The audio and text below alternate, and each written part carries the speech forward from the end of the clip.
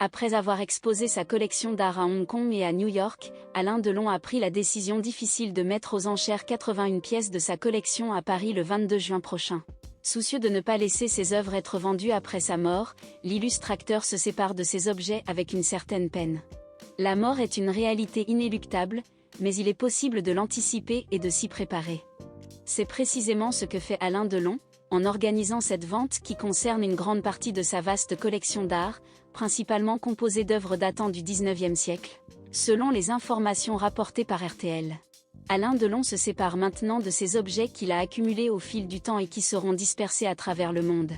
Parmi ces pièces figurent des tableaux et des sculptures, dont la valeur totale est estimée entre 4 et 5 millions d'euros. C'est une décision mûrement réfléchie qu'il envisage depuis 4 ans, car il a toujours été catégorique sur le fait de ne pas vouloir de vente posthume.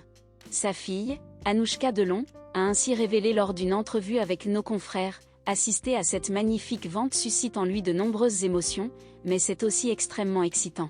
Il est remarquable qu'Alain Delon ait conscience de son départ imminent de ce monde. Sa sœur, qui est également la sœur d'Anthony Delon, rapporte « Il m'a toujours dit, lorsque les gens s'en vont, il y a une vente qui suit. Ce sont les seuls qui ne voient pas ce qui se passe. Il a la chance de pouvoir anticiper ce qui va se dérouler autour de lui. » Elle ajoute, en voyageant aux États-Unis et en Asie, nous avons pris conscience de l'aura de notre père. Les gens le connaissent non seulement en tant qu'acteur, mais aussi en tant que collectionneur. Cela a été un choc pour nous de réaliser l'ampleur de son rayonnement à l'échelle internationale. Pour les passionnés du 7e art, cette vente aux enchères est un événement à ne pas manquer. Après avoir débuté à New York, elle a ensuite fait escale à Hong Kong et à Genève avant de conclure son parcours à Paris, le jeudi 22 juin 2023. L'enchère se tiendra chez Bonan Cornette de Saint-Cyr, situé au 6 avenue Hoche.